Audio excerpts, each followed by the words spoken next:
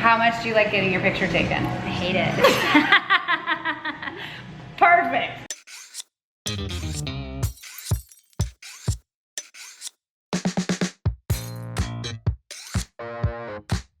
Let's shake and bacon. I'm Joni Simon. Welcome to my studio. This is where I do food photography. So if you're into that, you go ahead and hit the subscribe button.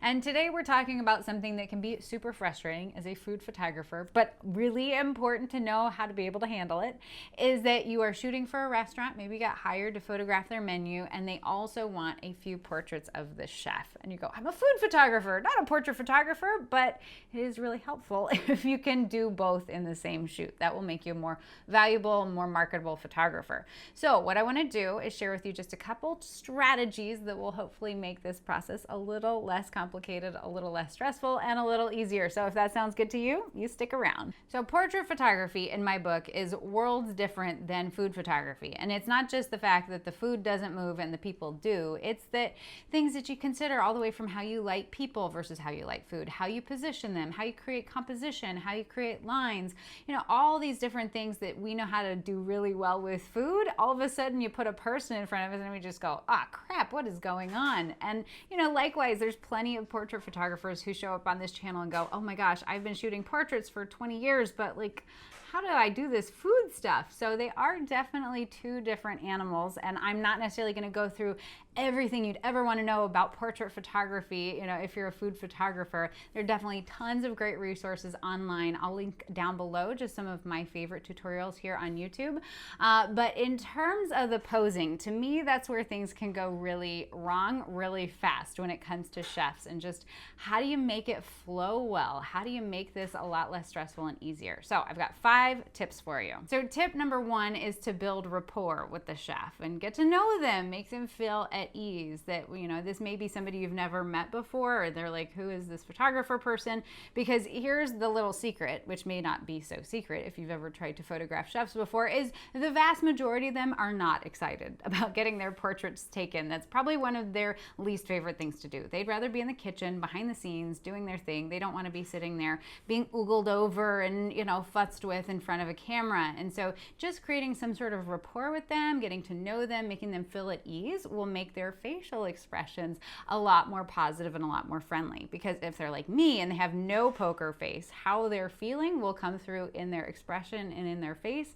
And so if we want to capture the chef looking friendly and, like somebody that you put them in the newspaper that we now want to come visit their restaurant, we want them to look at ease. And so the best way to do that is to build rapport. Now you might think, okay, well, let's ask them a bunch of questions, which is definitely a great way to start to connect with somebody, is to ask them questions. But please, please do not ask them the one question that is a very clear rookie move, is what is your favorite food and what is your favorite dish to prepare? Do not ask that question. Now, there might be some chefs out there who love to answer that, but pretty much every single chef I have ever met or connected with or worked with in the restaurant industry is like, ugh, rookie question. So don't ask that question. Ask them more things that are maybe more business minded, like, oh wow, that last holiday, was it really crazy busy in here? Or, like here in Arizona, for example, this summertime, it gets really slow because it gets unbelievably hot here and people leave town. And so you go, hey, how's the summer doing? And they'll very happily tell you kind of the business side of things, but asking them their favorite dish, don't do it. Tip number 2 is to be in charge, because as a photographer in a photo shoot, you are the head honcho. You are the person in charge, even if you don't feel like it, even if you're like, what the heck am I doing? Still pretend, fake it till you make it. You are the one in charge. And a chef will greatly respect this, because chefs are natural leaders, or maybe they're not natural leaders, but they are leaders in what they do. They are coordinating cooks and chefs and dishwashers and all the logistics of the people and the execution. There is so much that goes into the operation of a restaurant in order to ensure that the ingredients turn into a delicious dish that is on a diner's table. And so they understand leadership, they understand people's roles and responsibilities. So in this scenario, You are the photographer, you are in charge, and a great way to communicate that is being very direct with them in what you want them to do. So say, for example, they're standing next to a bar and you want them to lean on the bar. So be very specific, very direct with what you want them to do. So take your left elbow, rest it here on the corner of the bar, and now just straighten up just a little bit. And actually hand more on the your right hand, yep, on the stem. Hands are such a weird thing, exactly, but more, exactly, yep, that was perfect. Chefs of all people are very used to very direct communication. If you have ever worked the line in a restaurant, you know that to be a fact. They don't want a lot of hibbledy-jibbledy and wishy-washiness. They want somebody who knows exactly what they want, and you tell them how to do it, and feel free to take your time. You don't necessarily have to be like, and do this, and do this, and do this, and boom, it's the perfect pose. No, that's not how it goes.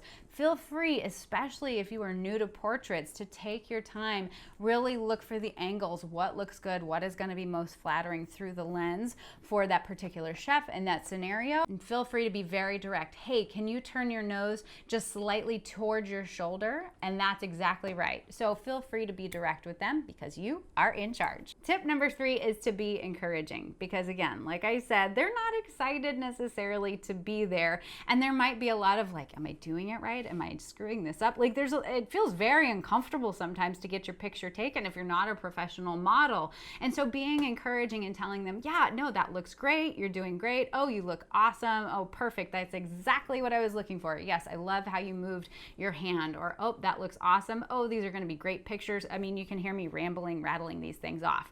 Now, you don't actually want to take it into like that world of, oh, the camera loves you. Oh, you look fabulous. Ah, darling. Right? I mean, it's not that kind of photo shoot, right? But just some words of encouragement to fill the space, because you have been there. You have gotten your picture taken, maybe professionally at some point.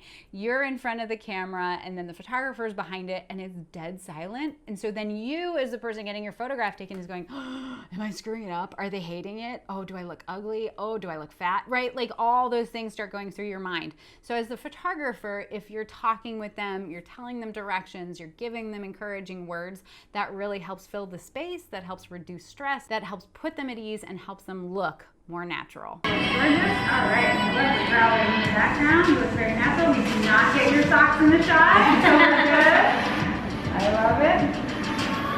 Absolutely beautiful. And then actually grab the glass with your right hand and just around the stem, exactly like you're lifting it up. Tip number 4 is to pick the right lens. Now, I'm not saying there are right lenses and wrong lenses. There are not. There are lenses for all occasions, all circumstances, whatever you're going for artistically. But when it comes to portraits, anything in the neighborhood of 50 millimeters to 100 millimeters is going to be very flattering for your subject.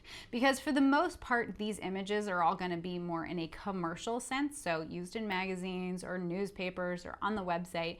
And so, you know, we want a friendly looking chef who also looks like themselves. That if you get into the world of these shorter focal lengths, so 35 millimeter, 24 millimeter, you start to hear things like distortion. That's where you get kind of that fisheye effect. It distorts on the edges, but it can also distort your subject to make your subject look wider, which is like, oh, we don't want our chef to look wider necessarily. So a good recommendation then is to go with 50, 85, 100, anything in that neck of the woods, because you're going to get a very true sense of the person. It's not going to distort or bend or make somebody look wider. And it's also going to fill the frame nicely so that, again, the chef is your subject, that you're not necessarily getting a lot of periphery. Now, again, it all depends on what you're going for. What's the purpose of these photographs? Where are they going? What are we trying to create? But for the most part, 50 to 100 is going to rock and roll. Tip number 5, and this is something that I do all the time here when I am filming these videos, because when you're nervous, you're like, what do I do with my hands? Well, I've always got my coffee cup here to keep me from flailing all over the place. But likewise, when you're taking a chef's portrait, it is really helpful to occupy their hands with something, because hands can be this sort of funny thing, like the body looks great, you maybe are rocking some sort of S curve, everything's good, but then it's like hands, and they just feel large. Hands always appear larger when they are flat to the frame. Like my hands, they look gigantic right now. Oh my gosh, in scale with my head. I promise I don't have big old giant paws, although it kind of looks like it. It's even worse if the hands are closer to the camera and straight, because just based on perspective, anything closer looks larger, right? Hands are something to really pay attention to. And so I like to occupy the hands with something just to keep them entertained. Now, certainly you can get a pose where they're clasping their hands or they're resting their hands, although this feels a little like elementary school glamour shots, right? Don't necessarily want to go there. But things like having a cocktail, having a drink, having them buttoning their jacket, things like that that are activity-based and also helpful in the storytelling element of your vision. That, you know, if you're gonna have them hold a drink, maybe they're just relaxing in the dining room after a busy dinner service, and so they're gonna enjoy a glass of their favorite wine, or if they're a cocktail aficionado, having that cocktail in their hands. So helping with the storytelling portion of the image makes it more interesting, makes it more dynamic. Now, the one thing to watch out for though is knives, because this can get really scary really quickly. Just Google chef portraits and you'll see some where you're like, oh my God, they look like an axe murderer right now. They have this knife in their hands and it's like, like don't do that. So my general recommendation is, if you're going to incorporate knives, have them using the knives. So not just like holding the knife, because that again feels a little creepy, a little bit scary, but having them, you know, slicing up some sort of ingredients, or even I love sharpening the knife, right? Because it's a prep sort of move.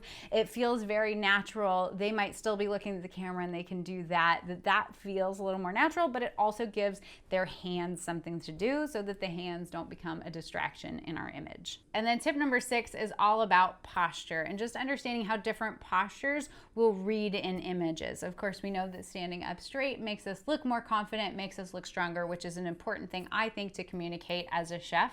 But when you get a straight on sort of square shoulder sort of view versus something that's more to the side, how that is going to read in terms of a really strong position as opposed to a softer position, something a bit more natural and approachable, a little less confrontational, right? This feels very confrontational, which might be what you're trying to communicate depending on the chef, depending on that rapport you've built, depending on their personality. That might be what you're trying to convey, but just knowing that that posture has a lot to do with it. But I do recommend keeping the posture open, and what I mean by that is not hunched over, not closed up, not by covering, right? We've all seen the chefs with the like this. I'm over that. And any chef, for the most part, that you're like, okay, do the hands crossed thing, they're like, oh, right? Like, we've seen this before, and it's not necessarily the most welcoming pose, right? Like, this is a closed posture. So I like a more open posture, maybe something leaning on a countertop or leaning in towards your scene, but that posture, if it's open, that it feels more inviting than something that's closed or hard or unfriendly. So just keep that in mind. Now, as far as smiling versus not smiling, looking at the camera, not looking at the camera,